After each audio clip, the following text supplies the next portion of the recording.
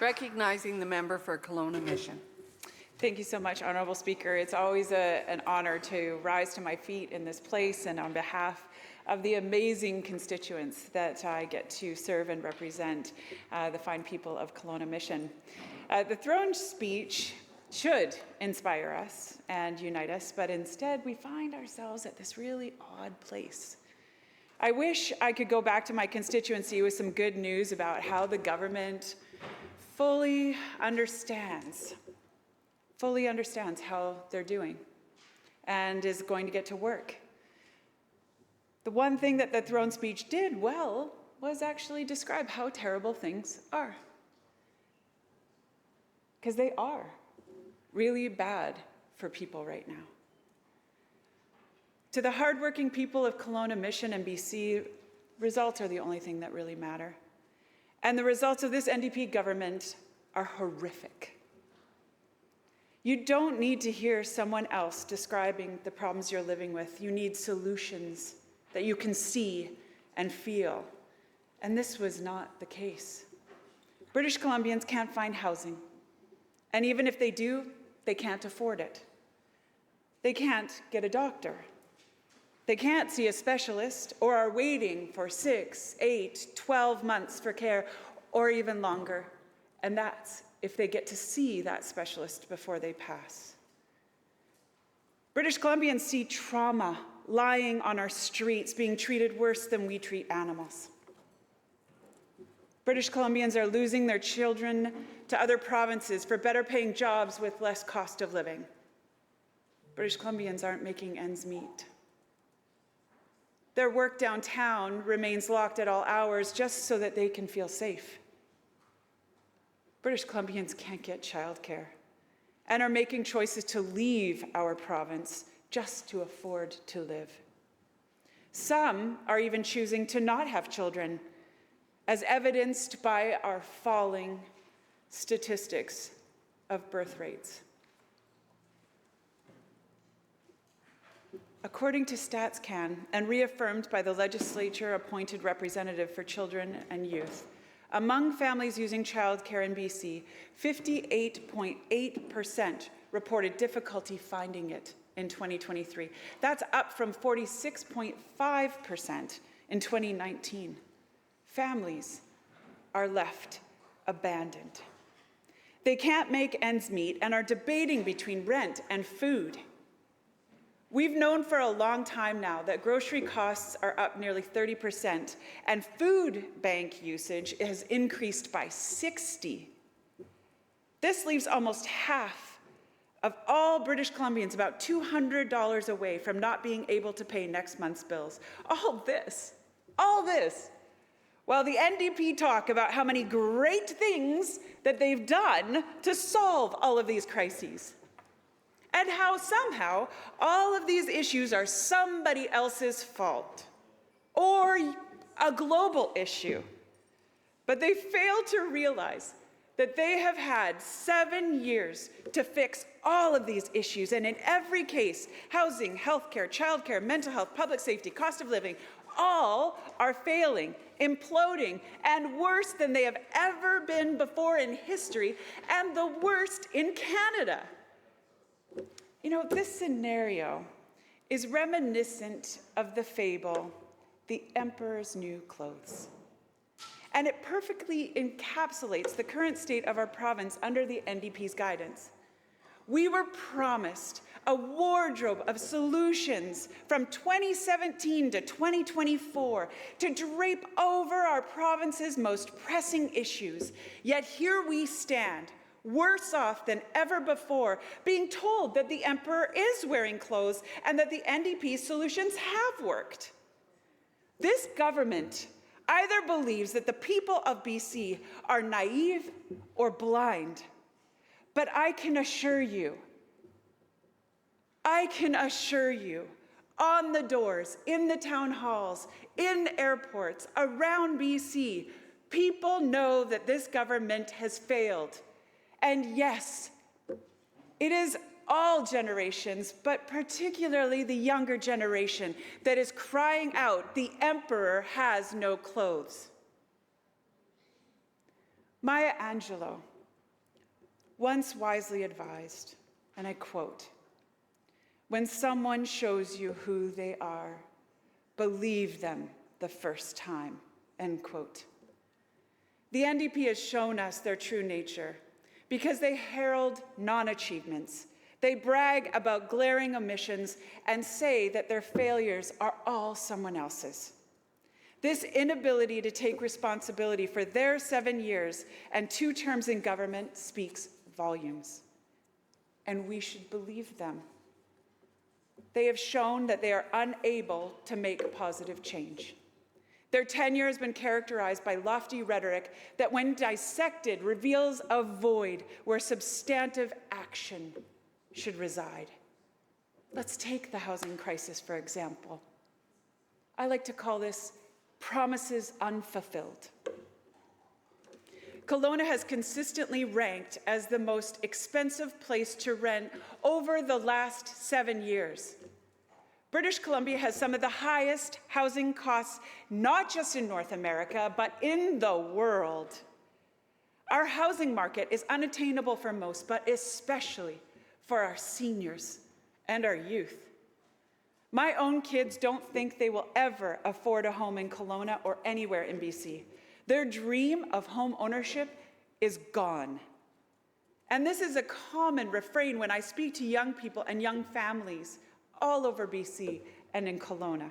And our seniors, you remember them, Madam Speaker. Well, they're the ones who built our province. Our seniors that paid their taxes, raised families, built businesses. Many of them are either trapped in a house that no longer serves their needs or close to homelessness because they can't find anything affordable to move into. Worse yet, they're homeless.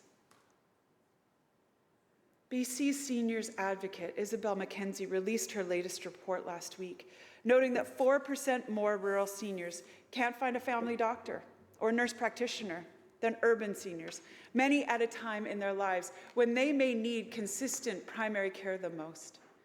Well, we know that over 1 million British Columbians don't have access to a family doctor, and despite what the Minister of Health would like to do with some funny numbers, that number is still 1 million. One can only imagine how this impacts those who are vulnerable and need care, such as our seniors who live in more rural areas, many of whom have been pushed out by the NDP's worsening housing crisis. But the NDP can't even get the promised supports to those that need it the most. In fact, just yesterday, Post Media reported that a review of BC housing reports found that tens of millions of dollars in provincial rent subsidies haven't been spent. And I quote, "In the 2022-23 fiscal year alone, BC housing rental assistance programs reached about 30,000 households, almost 10,000 fewer than its target for the year. As a result, 32 million that was supposed to support low-income British Columbians didn't get spent," end quote. We all remember the NDP's promise to British Columbians to build over 114,000 homes during the 2017 election.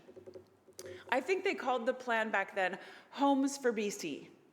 Had a flashy 30-point plan. It's hard to find now because it's mysteriously disappeared from all conversations. But help was on the way, exclaimed Premier Horgan at the time. Who was the housing minister in charge of this big plan? Wait a second, it's our now premier. This grand plan was basically abandoned halfway through with a dismal record of actual homes built, a record so bad that this NDP government has to reach back to the 1980s to take credit for homes built then and then warp somehow the statistics. Shameful. This NDP government took the first 5 years of their mandate to try and quell demand and punish homeowners. And only in the last 2 have they actually decided it's a supply issue and they're ready to take action. But now they've spent the last 2 years taking credit for others' work, like the federal government's CMHC rental program and GST abatement on purpose-built rentals. Yeah, we got to hear how they're taking credit for that number of 25,000 purpose-built rentals. And in fact, the Premier, in his latest grand plan, actually said that they can't rely on the private sector. And yet, if we look at the record of the private sector in building purpose-built rentals, 25,000 dramatically outstrips the 16,000 that the BC NDP have been able to actually create. So while this government would like to restrict a homeowner's ability to afford the skyrocketing interest rates, they're punishing renters with the worst rental rates in history. Who is actually responding valiantly? The private sector is. And the only good news on the horizon is that it doesn't have to be this way. On this side of the legislature, we've proposed a bold, innovative plan that will fix housing. This plan is built on a common sense principle. To make housing more affordable, you need to make it less expensive.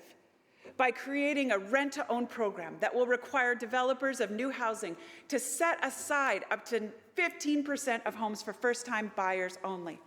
Their rent goes towards a down payment so they can become home owners.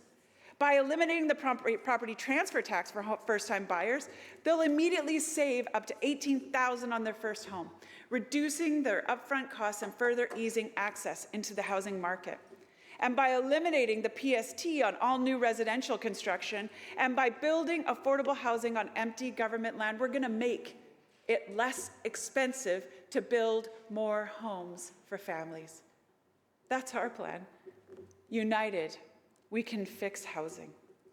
I hope the government once again steals our homework, like they did with the cell phone bans in schools, or halting the clawback of autism funding, directing Crown prosecution to focus on prolific offenders, stopping amendments to the Land Act, or even creating a small fund for businesses dealing with vandalism. Steal them all, because our goal in this place, absolutely, should be to support the best ideas, no matter which side they come from. Another one that the NDP have failed on is healthcare. A Band-Aid for a hemorrhage is what they've done. Sure, the throne speech touched on it, but the NDP's actions in this domain have been woefully inadequate. Our healthcare system used to be the envy of many, and yes, when we were in government, was ranked #1 in Canada. Now is ranked last. It's literally collapsing around us, and we hear the stories that confirm this almost every single day. The NDP's approach has been to apply a Band-Aid to gaping wounds, a system hemorrhaging without addressing the underlying systemic issues. Wait times continue to soar. Access to essential services is increasingly out of reach for many. Fresh off the presses, BC now has the worst wait times for walk-in clinics in the entire country, with longer waits every year and no end in sight under this NDP. Wait times to see a doctor across the province have more than doubled since 2019. 2019. The NDP can't blame anyone else on this one. Kelowna has the 3rd highest in Canada for wait times. Finding a doctor is ever more elusive, and specialists are taxed beyond measure. This failure isn't just an inconvenience. It is a life or death situation for those who find themselves caught in the system's failing grasp. We literally have doctors telling patients to seek care outside of the system because they know that they will die before they are seen or treated. The NDP then tried to say in the throne speech that they were the only ones to ever increase medical spaces. Patently false. The BC United were the only ones to ever increase spaces, and I say double medical school spaces. Not only that, we distributed them throughout BC in 4 campuses. But wait, there's more. Because when we did that expansion, we created UBC Medical with the capacity to increase another 30% without having to add another capital dollar. But instead of this NDP immediately opening that extra capacity, well, this government went ahead and promised a new medical school that's going to be graduating doctors. Oh, wait, this year? There's not even a shovel in the ground. Shame. Shame. The government bragged about adding general practitioners, but in reality, they're simply playing a game of robbing Paul to pay Peter and Peter to pay Paul, simply moving them from other parts of the healthcare system to private practice. 250,000 people with a new GP. Newsflash, 230,000 moved to BC last year. We're not even meeting that demand. The NDP have failed at healthcare. And I would challenge any MLA to walk into a hospital and talk to a frontline worker. Ask them how it is. Our system is imploding, the dam is breaking, and people are dying as they wait. The morale of our healthcare professionals is at an all-time low because they train to save people. And more people are asking for MAID because they won't be seen in time. The NDP want us to believe that they're fixing it. And sure, they can laugh all they want. They just need more time. It's like this all over Canada. No, not every province has gone from first to worst. We have, under this NDP government. And we all know it. We don't have doctors. We're told to wait. There are wait lists to get onto wait lists.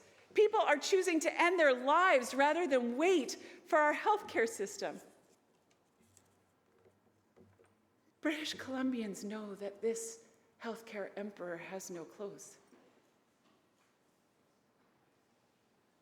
Mental health? Let's call it a patchwork quilt of underfunded programs. On the topic of mental health, the throne speeches, promises fell flat. Echoing hollow in the chambers of unfulfilled commitments, the NDP has pledged to prioritize mental health over and over and over again, spending more and more and more money and yet not delivering any tangible results. More people died this year than last year, and last year than the year before. Half of the landscape today is just this patchwork quilt of underfunded programs and half-hearted initiatives. This lack of a cohesive strategy and adequate funding and treatment leaves many individuals without the support that they desperately need, exacerbating a crisis that touches every corner of our province. Instead, people are just given free drugs and relegated to a life of addiction. Their trauma and mental illness is put on display for everyone to see. And I ask this House, would we treat our dementia patients this way? Would we put them onto the street and say, best of luck to you?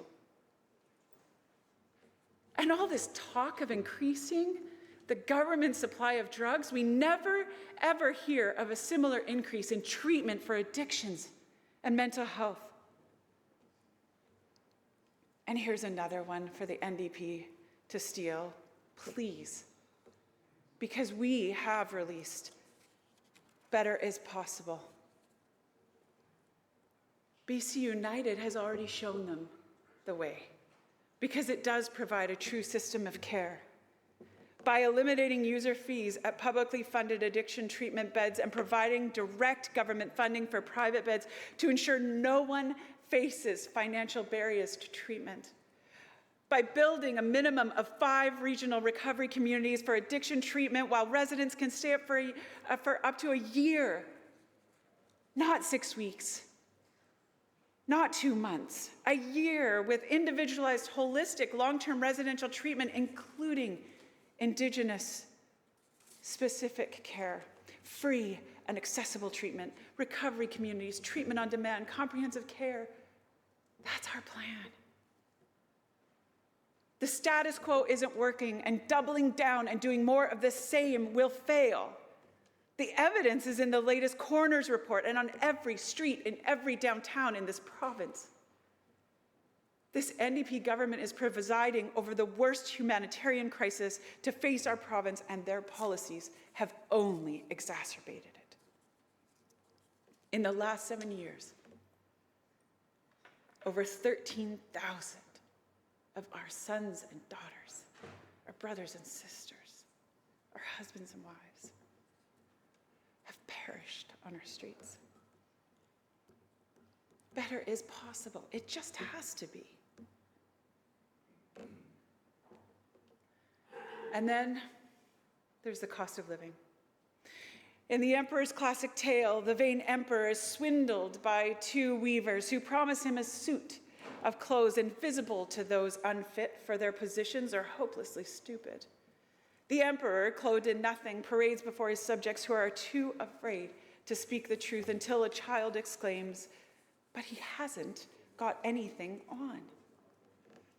Today we find ourselves in that fable, narrated by the current administration's promises to make life more affordable for the people of British Columbia. For too long, we have been the spectators to a parade of pledges and proclamations where the reality of our daily struggles starkly contrasts the grandiose visions, aka clothes, laid out before us.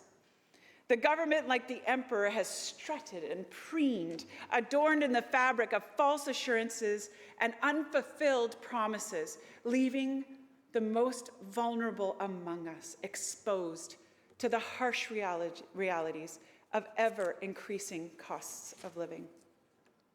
As the cost of essentials from groceries to utilities skyrockets because of taxes and carbon pricing, the government's response has been to layer on more promises, go further into debt, spend more frivolously, and be less transparent.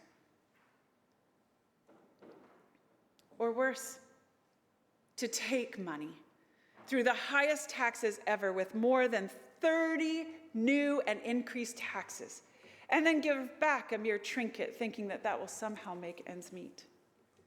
Our citizens are not fooled by these illusory measures. They seek relief, not rhetoric. It's time. It's time to say the emperor has no clothes. Let's talk about childcare. I love that the member before me brought this up. As one who has dealt with finding childcare, I know this situation intimately. This government claims to have created more spaces, patently false. They are closing as fast as they are opening due to the flawed NDP funding system, which means this: the NDP are wasting our money. Stats Canada released the numbers just this week. There are now 10,600 less children in childcare in BC than in 2019. What?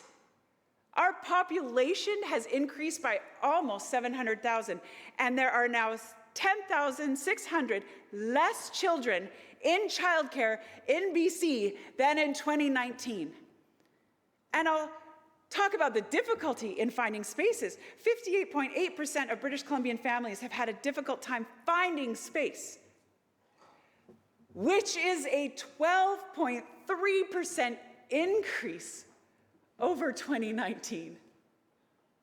Again, I'm using 2019 numbers because there is no one else that the NDP can point fingers at. There is no one else to blame. So what does this mean? Well, less families with two incomes, less women are going to work, and more families will move where they can afford to live. So despite the victory laps that the NDP would like to do on childcare, it simply is not the case. Numbers don't lie. The emperor has no clothes. It's time to reduce the burden of provincial taxes and fees on the necessities of life. ensuring every resident of BC can live with dignity and security. BC's economy needs to be stimulated with empowerment, not bogged down with barriers. The Economic Forecast Council reported that near recessionary conditions are forecast with a mere 0.5% GDP growth this year, even worse than the government's already dismal projections. Our small and medium-sized businesses, the very heart of our economy, are stifled by a cloak of regulations and taxes and are bleeding a death of 1,000 cuts, all created by this NDP policy and administration. And yet the NDP's promises of support and relief remain as elusive as the emperor's clothes. To truly invigorate our economy and safeguard the livelihoods of our citizens, we must champion a climate that nurtures business growth, fosters innovation, actually wants investment, and generates sustainable employment. We need higher paying jobs, better investment climate, and better business environment. And as for the throne speech, filled with ambitions and future investments that span 10 years, let's remember that the garments of governance must be woven with the threads of transparency, accountability, and fiscal prudence. But we have received none of those aspects. The emperor has no clothes. The people of BC deserve a government that wears its intentions plainly, ensuring that not a single dollar is wasted and that every policy is crafted with the welfare of its citizens at heart. It's time to acknowledge the truth that echoes on the streets of our province, but they haven't got anything on. The administration must clothe itself not in empty promises, but in actionable, tangible solutions that address the real and pressing needs facing British Columbians. Let us cast aside the illusions of prosperity and work towards a future where no citizen is left exposed to the cold realities of poverty under their watch. And there is a better way. On this side of the House, we're united for lower costs. We need to be practical. BC United's plan would end the pain at the pumps permanently by eliminating the 15-cent per litre provincial fuel tax, saving British Columbians money every time they fill up with gas or diesel. Our plan cancels the Premier's carbon tax increases. The next one is on April 1st, and this may come as a surprise to some across the aisle, but hiking taxes doesn't make things cheaper. Whatever you tax becomes more expensive. My personal favorite is our plan to remove the carbon tax from all home heating. British Columbians should not be punished for keeping warm in the winter. And as someone who does have a heat pump, I can assure you that it does not work at -20 to -30. Our farmers that fill our bellies with their delicious food also deserve a break. So our plan would take the carbon tax off farm fuel so they can provide cheaper food at the grocery store, and we can continue to buy BC-grown fruit. The tree fruit industry, decimated over the last 4 years, deserves better than silence from government when they're asking for help. I didn't hear agriculture mentioned once in the throne speech.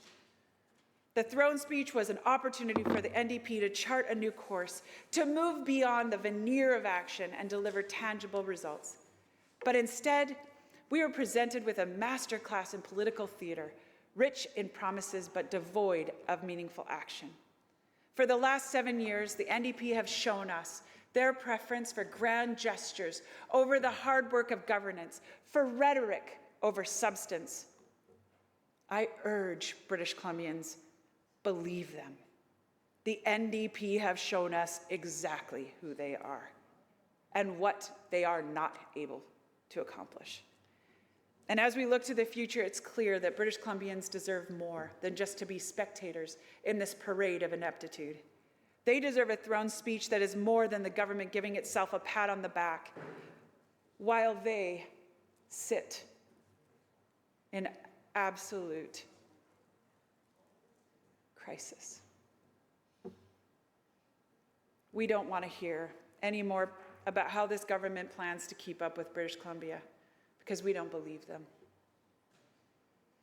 The challenges their policies have introduced or made worse is what we believe.